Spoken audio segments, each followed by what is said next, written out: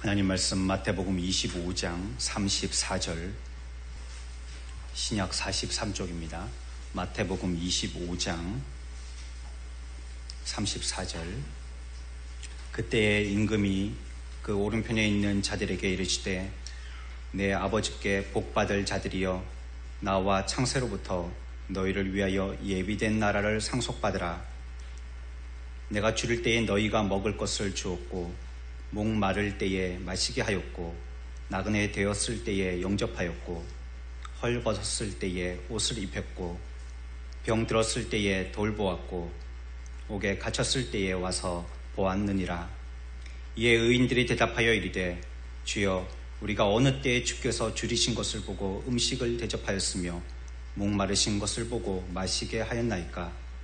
어느 때에 나그네 되신 것을 보고 영접하였으며 헐 벗으신 것을 보고 옷 입혔나이까?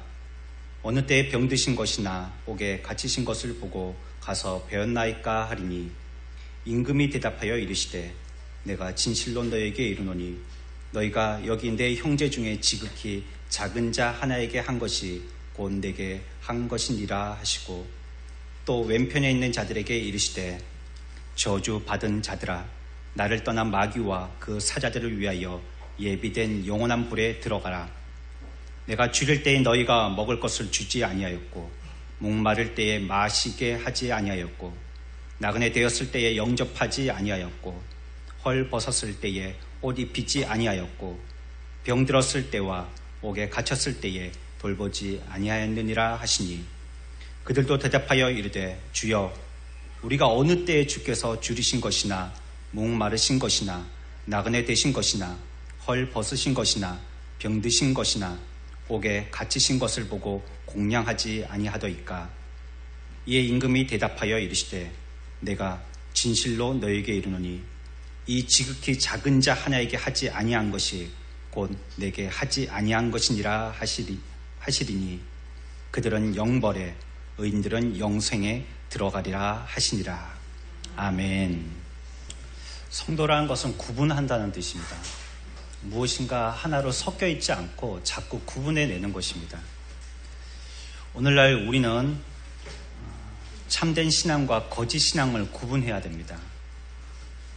구원받을 만한 정서와 체험들과 또 그것을 가장한 현란하고 매혹적인 겉모습을 구분해야지만 됩니다. 오늘날 사단들이 하고 있는 일이 그런 일들입니다. 이 시대에 진위를 섞어 놓는 것입니다. 처음에 하나님께서 이 세상을 만드시기 전에 이 세상은 혼돈 가운데 있었다라고 얘기하고 있어요. 다 뒤섞여 있었던 것이죠. 그래서 무엇이 진리고 무엇이 거짓인지 무엇이 참인지에 대해서 구분할 수가 없었어요. 그러면 땅 바다조차도 구분할 수 없는 그런 시대였었습니다. 참신앙과 진품을 다 뒤섞어 놓는 것입니다. 그래서 이제 우리 스스로도 우리의 토대가 되게 하는 신앙의 참 진짜와 정말 가짜인 것을 구분조차 못하게 해놓는 것입니다. 우리가 열심히 믿음 생활을 하지만 그것이 가짜임에도 불구하고 진짜인 줄 알고 하는 사람이 있고요. 정말로 신앙생활 열심히 잘하고 있으면서도 야 나는 지금 잘못 믿고 있는 게 아니야 라고 스스로를 의심하면서 믿고 있는 사람들도 있는 것입니다. 그럼에도 참된 신앙이라는 것은요, 우리의 거룩한 정서가 쏟아져야지 됩니다. 우리가 우리의 마음의 모든 것을 하나님 앞에 쏟아부어질 때에 이것이 하나님 앞에 받아지심이 되는 것입니다. 오늘날 이 세상의 것들은 사단의 조정에 의해서요, 마음과 정서를 하나님에게서 분리시켜내는 아주 효과적인 도구로 사용되어지고 있습니다. 세상과 세상에 있는 것들이 우리의 마음의 정서를 빼앗아서 독점하려고 애를 쓰고 있고요. 또 이 세상과 세상의 것들이 마음의 정서에 사모하는 대상이 되려고 애를 쓰고 있습니다. 그러므로 이 세상은요, 만족을 주지 못한다는 것을 우리가 한 가지 기억해야 될 것이고요. 또한 이 세상의 것은요, 허무하다는 것을 기억해야 할 것입니다. 여기에 대비해서 영원한 것, 이것에 비하면은 이 세상의 것은 아무것도 아니라는 것, 무시할 수밖에 없는 것이라는 거 우리가 바르게 기억해야 합니다. 오늘날 이 세상이 죄 가운데 오염되면서부터 이제 사탄 마귀의 도구가 되어서요, 우리를 유혹하게 하고 또 우리의 시선을 빼앗아 놓아 버렸습니다. 그래서 어쩔 수 없이 우리들은 이 세상에 살고 있기 때문에요, 만약에 우리가 이 세상을 초월한 다른 세계에 산다면 세상을 연구할 필요도 없겠고 또 세상에 관심 가질 필요도 없겠지만, 그러나 우리들은 신앙생활 함에도 불구하고 영적인 삶을 살아야 하는 그곳이 바로 이 땅이기 때문에 우리가 이 세상에 대해서 많이 연구하지 않을 수 없습니다. 또 한 가지, 세상을 바르게 활용하는 것과 남용하는 것 사이를 구분하는 데 우리에게 신령한 지혜가 필요한 것입니다. 자칫 잘못하면 우리가 세상에 대해서 오용하고 남용하게 되어집니다. 제가 학교 다닐 때 교수님 말씀하시는 것 중에서 그런 표현이 아직도 기억납니다. 우리 신앙생활 하는 것은 마치 서커스 단원이 줄타기 하는 것 같다라고 말씀하셨어요. 밑에서 보면 아찔하지 않습니까? 손에 아무것도 쥔 것도 없이, 어떤 곳은 보면 바닥에 안전장치 그물도 없이 그냥 저 높은 데에서 줄 하나에 온몸을 맡기고 여기서부터 저 끝까지 건너가는 것입니다. 보는 사람이 더 손에 땀을 쥐죠. 여기서 꼭 필요하고 중요한 것은요, 균형입니다. 자칫 균형을 잃게 되어지면 저 밑에 그 바닥으로 떨어지게 되죠. 우리의 신앙도요, 마치 그 서커스 단원이 줄타기 하는 것과 같아요. 균형을 잘 잡아야 하는 것입니다. 여러분들이 조금만 무게중심을 양쪽 중에 한쪽으로만 쏟기만 한다면 그쪽으로 우리들은 기울어서 떨어지게 되어지는 것입니다. 신앙생활은 마음껏 하고 힘싸우고 얼마든지 하고 무조건 하면 되는 것이냐? 사실은 그렇지 않습니다. 신앙생활도 균형을 잡아야 돼요. 그래서 세상 것과 신앙의 삶의 양편에 어떤 것도 우리들은 놓을 수가 없는 것입니다. 이 두 가지를 잘 활용해야 되는데 이것을 바르게 잘 쓰기가 힘들다는 거예요. 바르게 알고 옳게 쓰고 건전하게 쓰기가 힘든 것입니다. 그래서 이런 것을 바르게 구분하는 데는 우리들에게 신령한 지혜가 필요한 것이죠. 거룩하시고 지혜로우신 하나님은요, 세상을 참으로 질서정연하고 조화롭게 이루어 가십니다. 하지만 우리 인간들은 그러한 하나님에 비해서요, 이 세상에 있는 것들, 또 이 땅에 있는 것들을 그렇게 잘 활용하고 다루는 사람들은 많지 않습니다. 분명히요, 우리가 우리의 마지막 때가 되어진다면요, 우리가 이 땅에서 우리의 썼던 것들 중에서 많은 것들을 실수로 잘못 썼다는 것을 갖다가 고백할 수밖에 없을 것입니다. 세상은 우리가 합당하고 바르게 사용되도록 허락되었지만요, 인간들 속에 있는 우리의 욕심이요, 절제하지 못하게 하고 이 세상에 대해서 더 애착심을 갖게 해서 오히려 이 세상에 있는 것들을 그릇되게 쓰게 하고요, 남용하게 합니다. 이것을 우리들이 부인할 수 없는 사실입니다. 그럼에도 우리 인간들은 가장 불확실한 방법, 그리고도 가장 구부러진 방법인 이 세상의 것으로서 그들의 삶을 척도한다는 것이 문제입니다. 그만큼 위험하고도 그만큼 굽어 있음에도 불구하고 우리의 기준은 거의 세상이 우리의 기준입니다. 자신의 스스로가 옳고 그름을 판단하고 또 합법과 허용의 기준으로 삼는 것이 바로 이 세상의 것이 되었습니다. 어떨 때는 내 자신의 모든 것이 세상이라 할 만큼이나 이 삶이 나에게 자가 되어버렸어요. 세상을 비추어서 옳으면 옳은 것이고요, 세상을 비추어서 그르면 그른 것이라고 얘기하게 됐습니다. 그래서 오늘 성경은요, 세상에 대해서 무절제하게 애정행각을 벌인 우리들, 간부와 같이 세상과 짝했던 우리들, 여러 종류의 무절제 속에서요, 세상과 이 세상을 남용하는 이 인간들에 대해서 고발하는 말씀입니다. 이와 같이 우리가 이 세상에 대해서 바르게 쓰지 못하는 것은요, 바로 자기에 대한 자기애가 있기 때문입니다. 자기 사랑이 있기 때문이에요.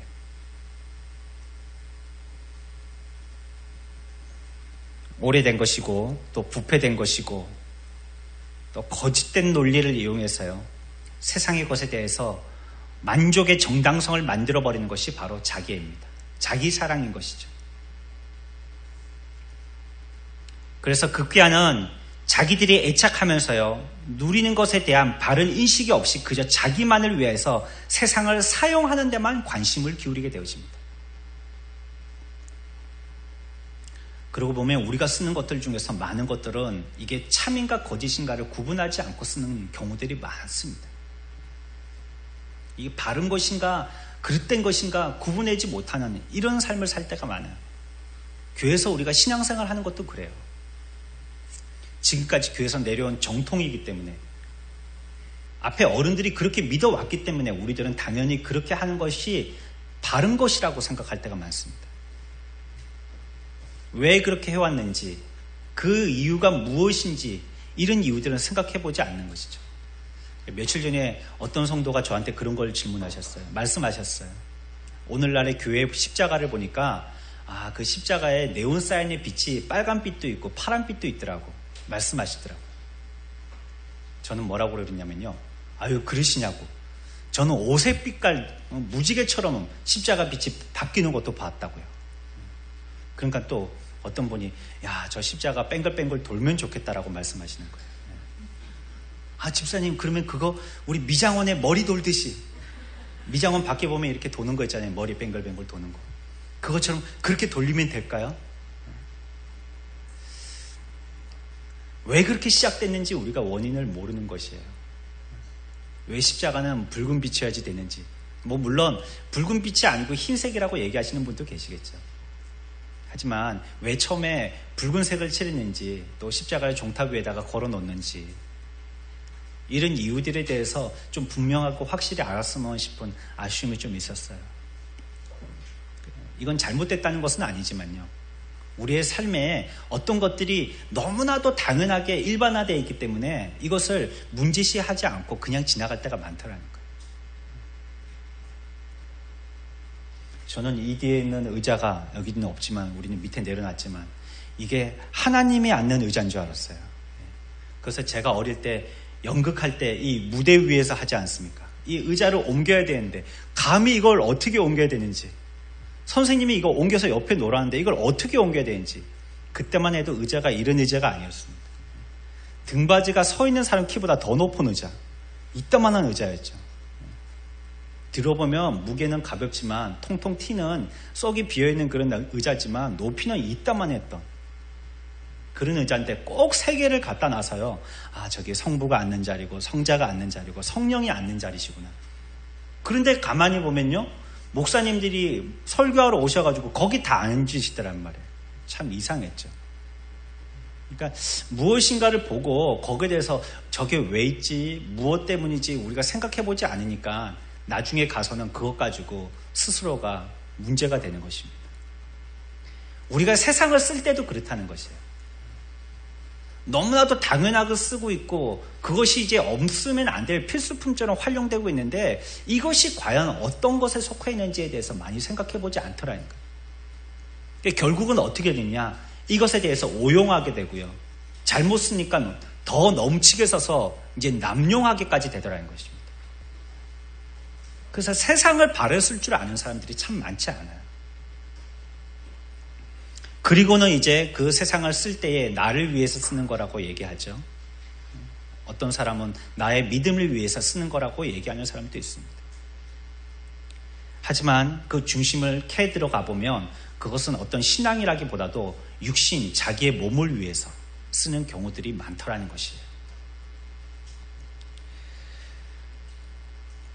이런 중심을 가지고 신앙생활 하는 사람은요, 하나님께서 우리들에게 제시하여 준 원칙을 무시하는 경우가 많습니다. 왜냐하면 자기의 시각으로 모든 것들을 판단하기 때문입니다. 어떤 때에는 막무가내로 하나님이 우리들에게 주신 원칙에 대해서 경멸하고요, 또 어떤 때에는 그것을 즐깁니다. 파괴를 즐기는 것이죠.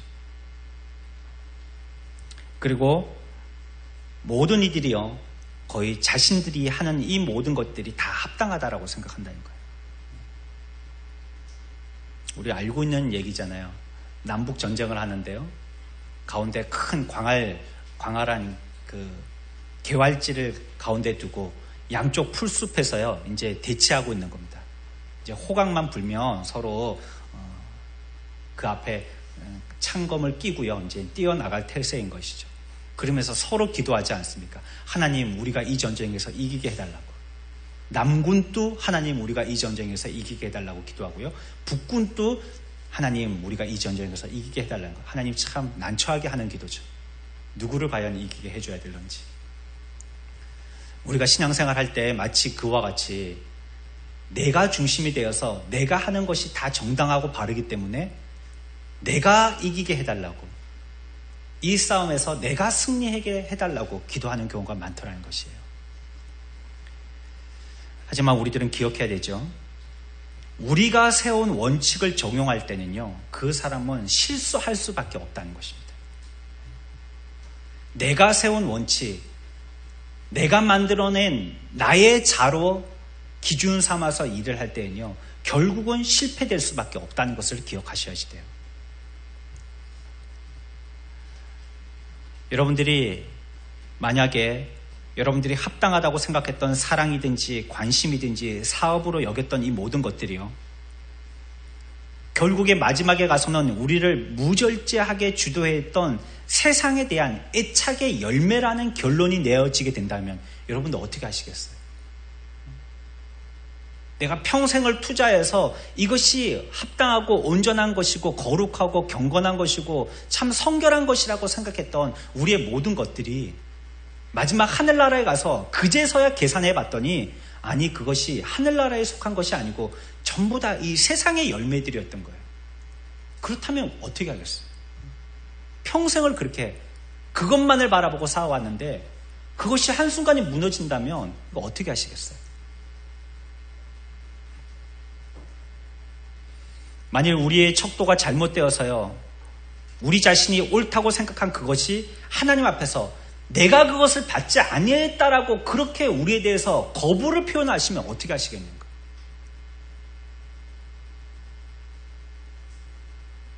이게 신앙이겠거니 하고 우리가 믿어왔는데, 철떡같이 믿고 그 길을 가왔는데, 나중에 끝에 가서 하나님은 내가 너하고 나는 대접에 있어서 관계가 없어라고 말씀하신다면 어떻게 하겠느냐? 난 너한테 대접받은 일이 없어. 언제 너가 날 대접했어? 나는 너에게 대접받은 일이 없어. 우리들은 또 그렇게 얘기하죠. 내 평생 주님을 대접했어요. 이와 같이 나의 모든 것을 쏟아서 주님께 대접했어요. 그런데 하나님은 나는 너에게 대접받은 적이 없어. 이렇게 말씀하신다면 이 일을 어떻게 해결하세요? 문제는 해결할 수 있는 기회가 없다는 것입니다. 그때 가서는. 안타깝게도 그 영혼은요, 결국은 버림이 되고 마는 것입니다. 그러면 우리는 세상에 속하게 되는 것이고요, 그 세상과 함께 망하게 되었다는 결론입니다.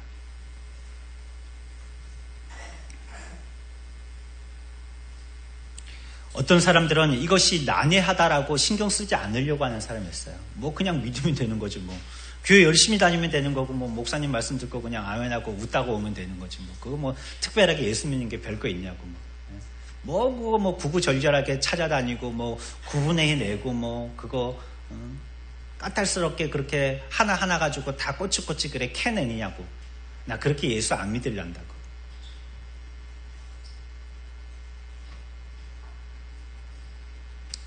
그 사람은요, 자기의 소원이 진정할지는 모르지만 참으로 자기들이 알아야 될 마땅한 도리를 발견하고 찾기는 힘듭니다. 물론 자기가 기준 삼은 선행에까지 도달할 수는 있겠죠. 하지만 하나님의 기준까지는 동달하지는 못해요.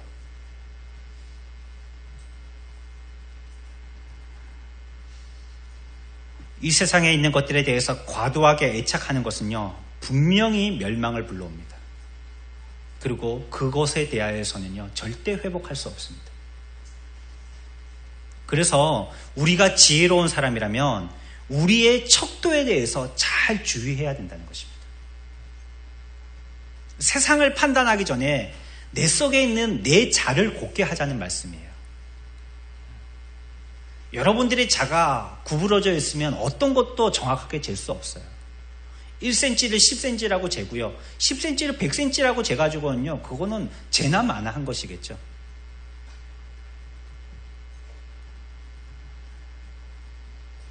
이런 것이 우리 마음의 바른 척도가 되어졌을 때, 이것을 세심하게 구분하여서 정확한 척도를 우리 가운데 갖게 되어질 때, 이것으로 말미암아 세상을 남용하거나 오용하지 않도록 하게 한다는 거예요. 바르게 구분해서 이제 진리를 바르게 알게 하더라는 것입니다.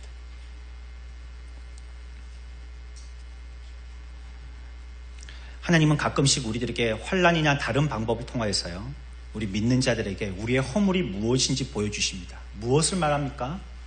내가 어떤 부분에서 우리의 자가 어그러졌는지를 말씀하시는 거예요. 내 상대방에 나와 부딪히는 사람을 한 명 세워서요, 내 자의 눈금에 어떤 부분이 지금 잘못 그어져 있는지 발견하게 해주시는 거예요. 그래서 자꾸 나의 자의 눈금을 정확하게 만들려고 하시는 겁니다. 그래서 이 땅에서 여러 가지 어려움과 환난들을 당하게 하시는 겁니다. 그래서 내 앞에 있는 나를 상대하여서 공격하는 이 사람은요, 미운 사람이나 나쁜 사람이 아니라 나를 고쳐내는 사람이에요. 결국 하나님은 끝까지 나의 눈금을 정확하게 긋도록 하시기 위해서 이런 제2의 제3의 사람을 만나게 하실 것입니다.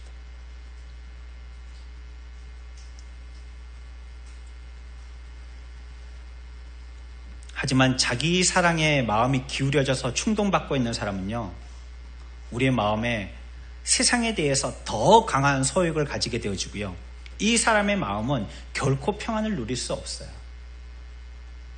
그 마음의 자가 벌써 잘못되어 있기 때문에 그 자 가지고 무엇을 재든지 아무것도 정확하게 재어낼 수 없는 것입니다.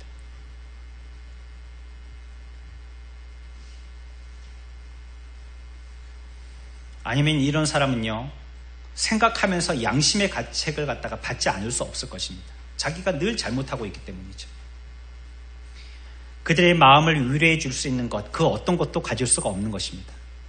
그래서 우리에게는요, 이 세상에 있는 것을 바르게 유익하게 활용하고요, 무절제한 이런 애착을 가지지 않으면서 만족을 얻을 만한 몇 가지 방법이 있어야 됩니다.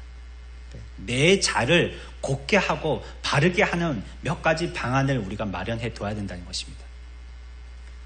그 세 가지만 생각하고 마칩니다. 첫 번째는 무엇이냐면요, 내가 이런 것들을 갖고 있는, 내가 우리에게 주신 이 세상의 것들에 대해서요, 항상 소유하고 있을 절대자는 아니라는 것을 여러분들 기억하셔야 된다는 거예요.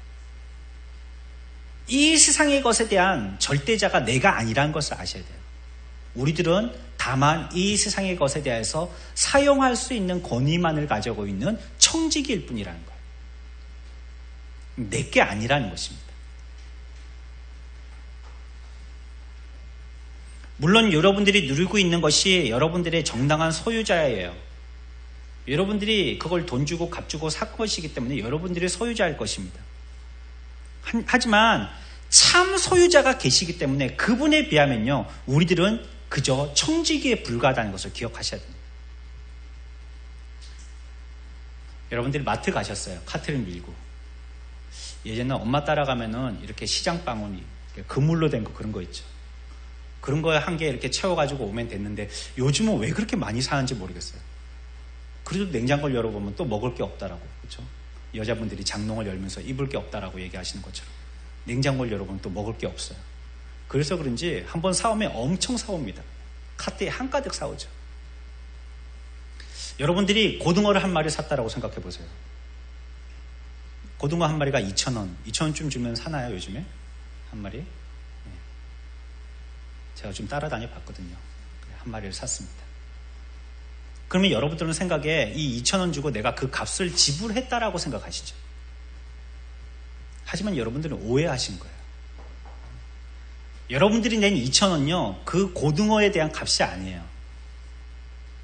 단지 우리 사람들이 잡았고 또 운송했고 냉장했고 보관했고 손질해서 포장해서 내놓은 값이에요. 그 고등어가 2,000원 주고 여러분들이 못 사요. 여러분들이 그 고등어의 값을 지불하시려면요, 저 고등어가 나는 바다에 가서요, 한번 고등어를 잡아 보셔야지 돼요. 어릴 때 얼마만큼 크기에서 또 어디로 이동해가지고 어떻게 키워져가지고 내게 왔는지를 한번 여러분들이 경험해 보셔야지 돼요. 그래야지 진짜 고등어 값을 지불한 거예요. 사실 보면 하나님이 다 키워놓은 걸 갖다가 사람들이 그냥 씻어가지고 손질만 해놓고 그걸 돈 주고 파는 거예요. 이번에 비가 많이 와가지고 중부지방에 비 피해를 많이 봤대잖아요. 근데 피해가 왜 그렇게 눈덩이처럼 커졌는지 아시죠? 장마가 오기 전에 가뭄이 있었어요. 엄청난 가뭄이 있었어요. 막 TV에서 연일 보도하기를 거북이 등껍질 같다라고 얘기하면서 막 주먹이 한 개 들어갈 만큼이나 사이가 크게 벌어질 만큼 땅이 떡적 갈라져서 막 저수율 제로 막 이런 뉴스가 많이 나왔어요. 거기다가 이제 장마철이 되니까 폭우가 쏟아지는데 1시간에 100mm가 쏟아지니까 그걸 어떻게 감당해요? 어느 나라 1년 강우량만큼 되는 그 양이 1시간에 쏟아 부어지니까 그거 어떻게 감당해요? 그러니까 피해가 큰 거죠. 그럼 농부들은 뭐라고 얘기합니까? 인터뷰할 때. 이 농사는 사람의 힘으로 짓는 게 아니라고 고백하죠. 아무리 우리가 제때 못 심게 하고 또 약치고 벌레 잡아주고 뭐 어떻게 해도 결국은 이 농사는 누가 짓게 하시는 거예요? 하늘이 짓게 하는 거라고 고백해요. 다 하늘이 짓게 하는 거라고 고백해요. 우리는 그저 사람들이 포장한 그 돈만 내고 먹는 거예요. 이 땅의 모든 것들은요, 우리가 쓸 수 있지만요, 우리에게 쓰라고 주신 것이지만요, 우리는 그저 그것을 바르게 잘 쓸 수 있는 권한만 있어요. 거기에 참 주인은 우리가 아니라는 걸 기억하셔야 돼요. 여러분들 뭐 지갑에 지금 얼마쯤 들어있으세요? 이 돈 또 내 지갑에 들어있으니까 내 돈 같지만요, 여러분들이 오늘이라도 당장 아파서 병원에 눕게 되어지면요, 그 돈이 고스란히 의사께 됩니다. 내 돈이 없어요. 하나님께 달려있는 거예요. 누가복음 16장 1절에 보면 또한 제자들에게 이르시되 어떤 부자에게 청지기가 있는데 그가 주인의 소유를 낭비한다는 말이 그 주인에게 들린지라. 2절 주인이 그를 불러 이르되 내가 내게 대하여 들은 이 말이 어찌 됨이냐. 내가 보던 일을 셈하라. 청지기 직무를 계속하지 못하리라 하니. 이 말씀에 보면 우리가 마지막 때에 되어서 하나님 앞에서 어떤 일이 있을 것을 분명하게 말씀하시는데요, 하나님 앞에서 회개해야 될 때가 온다. 용서를 비는 회개가 아니고 계산하는 회개를 말씀드립니다. 회개해야 할 때가 분명히 온다는 것입니다. 청지기인 우리에게 주인 되신 하나님께서 내게 어떻게 이 일을 갖다가 바르게 잘 수행해내는지 거기에 대해서 한번 계산해 보자라고 이렇게 앞으로 당겨 부르실 때가 있다는 거예요.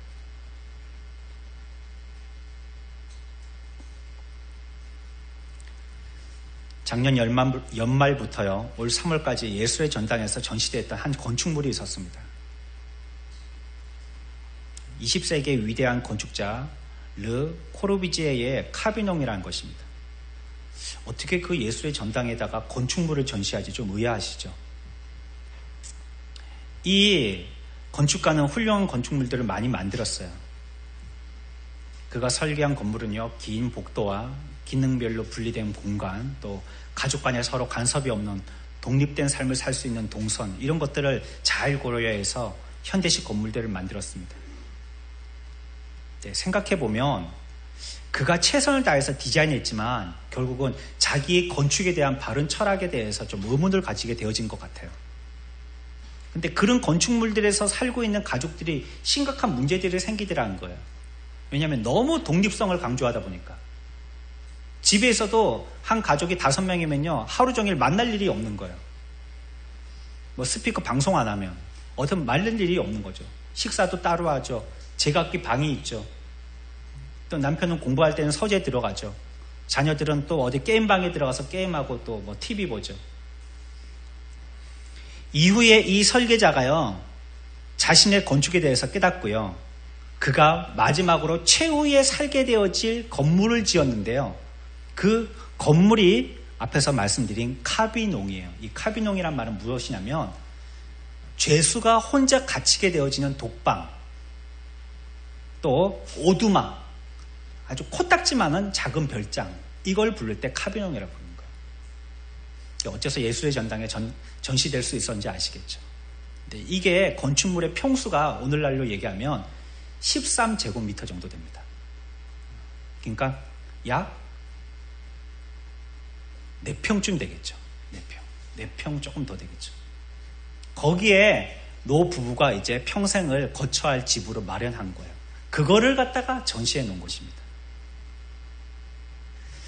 이 위대한 설교 건축가는요, 이 땅의 집은 영원한 것이 되지 못한다는 것을 알았어요. 그리고 집이라는 것은 어쩔 수 없이 이 살을 전제할 수밖에 없다는 것을 알게 되었어요. 그래서 그는 결국에요, 서로 호흡을 느낄 수 있고 작은 목소리로도 대화할 수 있는 아름답고 작은 공간의 집을 짓기로 결정한 것입니다. 그리고 마지막에 지은 것이 바로 이 아비뇽입니다. 그리고 그 집의 이름을 나의 작은 궁전이라고 제목을 붙였습니다. 만일 집이나 큰 소유를 맡았을 때에 즐거운 꿈에 취해서 그것들이 다 자기 자신의 것이라고 생각하고 사용한다면요, 하나님께 받아 맡은 것에 대해서 회개하기 위해서 부름받게 되었을 때 여러분들은 대답을 준비해 놔야 될 것입니다. 위임받은 것을 잊어버리고 내 것이라고 부르는 것을 가지고 자기가 하고 싶은 것은 다 할 수 있다고 상상하는 사람은요, 정말 아무것도 할 말이 없게 되어질 것입니다. 이 땅의 것은 우리가 그저 청지기로 쓸 것입니다. 내 것이 아니라는 거 여러분들 기억하시대요. 두 번째 우리가 생각할 것은요, 이런 것들을 얻고 누리고 사용하는 방식들 자체에 대해서 생각해 봐야 된다는 것입니다. 주인은 하나님이시라는 걸 우리는 결정냈고요. 두 번째로, 그렇다면 이 세상의 것을 어떻게 얻을 것인가 고민해 봐야 된다는 것입니다. 어떻게 내가 쓸 것인가 고민해 봐야 되고요. 또 이것을 어떻게 누릴 것인가 이거 고민해 봐야 된다는 것입니다.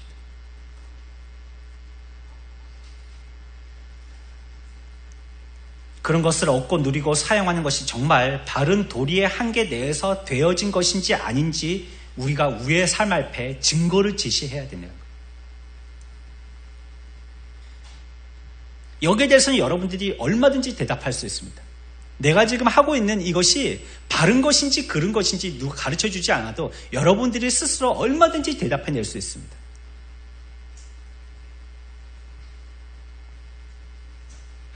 여러분들이 만약에 이것에 부패한 여러분들의 정서의 세력 속에 들어가든지 아니면 여러분들의 마음의 양심의 소리에 귀 기울이지 않게 되어진다면요, 분명히 그것을 통해서 여러분들은 크게 속되게 될 겁니다. 거의 세상이 되고 말 것입니다. 주인이 하나님이심을 가끔씩 기억하더라도요, 이것을 어떻게 얻고 누리고 사용할지에 대해서 여러분들이 분명한 철학이 없다면요, 분명히 여러분들은 세상 사람 됩니다. 그리고 그것을 정당화시킵니다. 주의 영광을 위해서 그랬다고. 오늘날의 우리나라의 부자들이 손가락질 받는 이유들이 그런 거지 않습니까? 예전에, 지금은 그렇지 않지만요, 예전에 어떻게 해가지고 뒤에서 손 비비고 어떻게 해가지고 그래가지고 앞잡이 노릇하고 역적 노릇하고 나라 팔고 이래가지고 한 움큼 쥐어서 집 사고 땅 사고, 우리 정서 속에는 아직 그런 아픔들이 남아있는 겁니다. 그래서 우리들이 부자들을 볼 때에 존경하지를 않아요. 우리나라 사람들은. 외국에서는 그렇지 않음에도 우리나라 사람들은 그런 어떤 우리 가운데 있는 이런 피해의식 때문에요, 존경하지 않는 거예요. 저놈이 또 어떤 나쁜 짓을 해서 저렇게 됐지 싶어 하는 겁니다. 그런데 이것이 기우여야 돼요. 정말로 우리들 마음속에 예수 믿는 사람임에도 불구하고 우리가 그것을 모으고 쓰는 데 있어서 그 세상 사람들이 그렇게 기준 삼아서 손가락질 한 만큼의 그런 기준에 해당자들이 되어서는 안 된다는 것입니다.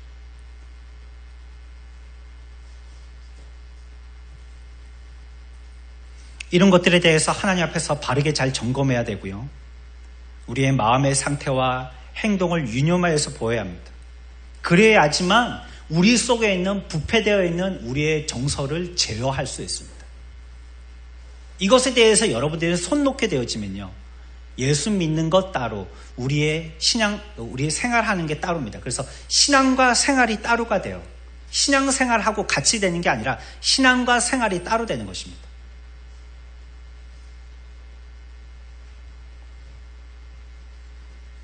우리가 예수 믿는다고 하면서 자신을 여전히 이 세상 속에 속한 자로 여기고요. 이것에 대해서 애착을 가지게 하는, 여기에 대한 우리가 무엇인가를 논리를 펼치게 되어진다면요, 얼마 가지 않아 자기의 어리석음을 발견하게 될 것입니다. 우리는 이런 바르지 못한 논리로 그런 일이 정당하다고 자기를 속이고 있는 것이죠. 얘기할 수 없지만 애써 얘기해 보려고 하는 것입니다. 이 두 번째 것을 여러분들 기억하시기 바랍니다. 세 번째 마지막 것은요, 우리가 이 문제에 대해서 바른 판단을 내리려면요, 우리가 애착을 가져야 할 바른 대상이 무엇인지에 대해서 알아야 된다는 것입니다. 세상이 우리가 그렇게 애착을 가지고 우리의 마음을 홀딱 매료시킬 만한 것인지에 대해서 바르게 분별해야 된다는 거예요. 그것과 함께 그러면 진짜 내 마음을 쏟아부어야 할 것이 무엇인지 그 대상을 알아야 된다는 것입니다. 하지 말아만 할 게 아니라요, 그러면 어떻게 할지를 제시해야죠. 아예 보고 떠들지 말라고 얘기할 게 아니라 그러면 조용히 무엇인가 할 수 있는 걸 마련하게 해줘야죠. TV만 보지 말라고 얘기하지 말고 부모가 같이 TV를 안 보면서 그 아이들에게 그러면 TV 안 보고 할 수 있는 무엇인가를 하게 해줘야죠. 자녀를 훈육할 때도 그런 것 같아요. 어디 좀 숨 쉬거나요, 도망갈 비상구 같은 걸 조금 열어놔야 돼요.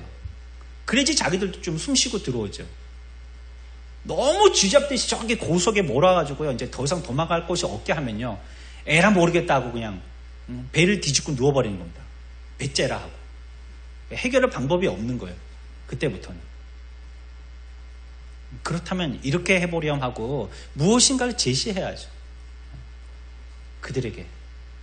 이것처럼 우리도 세상에 대해서, 세상이 우리들에게 거짓말하고 우리를 하나님에게서 자꾸 떨어뜨리려고 하는 우리의 정서를 뺏어가서 하나님께 쏟아부어야 할 우리의 거룩한 정서를 그들이 이 세상이라는 이 매개를 통하여서 하나님에게서 떨어뜨리려고 한다는 것을 안다면, 세상을 우리가 관심 가지고 세상을 애착 가지고 사랑하지 말라라고만 말할 게 아니라, 그러면 과연 우리들은 무엇을 사랑해야 되는지, 무엇에 우리가 애착을 가져야 되는지 바른 대상을 알아야 된다는 것입니다.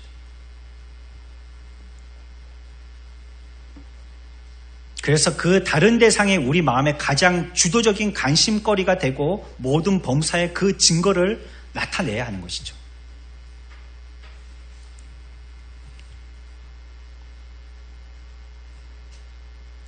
우리 스스로가 우리에게 관심의 대상이 되기보다는요, 또한 이 세상에 대한 이 자기의 마땅한 외적인 의무들이 우리가 무엇인지 자꾸 알아서요, 이 나와 이 세상에서 우리의 관심을 참으로 내가 하고 있는 일을 통하여서 나는 과연 무엇에 관심을 둬야 하는지 바르게 찾아 알아봐야 된다는 것입니다. 우리의 마음의 정서라는 것은 딱 두 가지입니다. 다른 것 없어요. 땅에 있는 것을 사모하는 마음이든지요, 아니면 하늘에 있는 것을 사모하는 마음입니다. 그 두 가지입니다. 여러분들은요, 처음에 제가 말씀드릴 때 여러분들이 자를 갖다가 우리가 바른 눈금을 긋자고 그랬잖아요. 그렇다면 그 눈금 가지고 양쪽에다가 올려보시면 되는 겁니다. 이것이 과연 하늘에 속해 있는 것인지 땅에 속해 있는 것인지 올려보시면 되는 거예요. 그러면 금방 판별 납니다. 어떤 것이라도 마찬가지예요. 이런 것을 통하여서 우리가 이 땅에 있는 동안에 우리에게 주신 이 땅의 요소들을 바르게 사용할 수 있게 되어지는 것입니다. 말씀을 마무리 짓죠. 우리가 이 땅에 있는 동안에 하나님께서 우리들에게 세상이라는 것을 주셨어요. 잘 활용하라고 주셨습니다. 하지만 죄로 말미암아 이 세상은요, 하나님에게서 점점 멀어지게 하는 요소가 되어버리고 말았습니다. 그렇다면 우리가 이 세상을 흐지부지 대충 알고 지나가서는 안 되겠어요. 너무나도 위험한 요소가 많기 때문에 세상을 먼저 바르게 잘 아는 것이 중요하겠고요.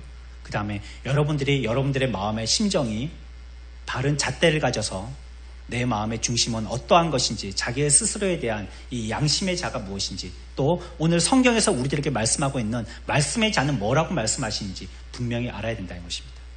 그리고 여러분들에게 말씀드린 그 세 가지를 염두에 두어서 이 세상을 통해서 우리의 정서가 하나님 앞에 쏟아지게 되어지는데 발목 잡히는 것이 되지 말도록 해야 됩니다.